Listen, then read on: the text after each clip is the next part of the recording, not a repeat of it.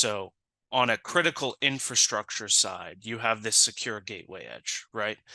How the secure gateway edge gets deployed in the network is it is physically connected to, let's say, an industrial controller, a server, a camera, a switch, and then on the LAN side, the microsegment side, all of the assets connected to the secure edge become protected inside of the microsegment. On the outer side of the biosecure edge, it can connect to the network through a wire on an Ethernet basis, or it can connect as a client on that Wi-Fi. Okay, so in this specific use case, you can see that in the diagram on the right, we have a bunch of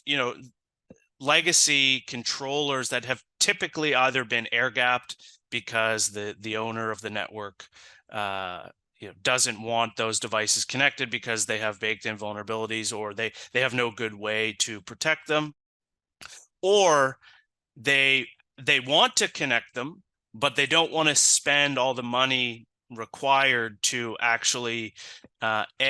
run cabling to them because they want to maintain a flexible manufacturing or production shop floor type of arrangement.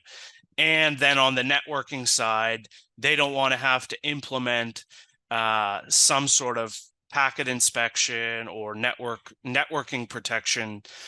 technology to actually say, okay, what traffic is originating from these devices? What devices do I have on my network, et cetera, et cetera. And so Byos can connect those controllers wirelessly to isolate them from the network while still providing access to them through the overlay.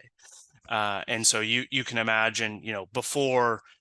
telemetry collection was a manual process where you'd walk up to the controller, it was offline, you'd plug in a USB stick, grab the data, walk it over to an engineering workstation, rinse and repeat, tens, 20s, hundreds of times. And now you can actually have all of your production assets connected to Byos and thus connected to the broader network, eliminate the internet exposure of those assets, and still maintain granular remote access and control and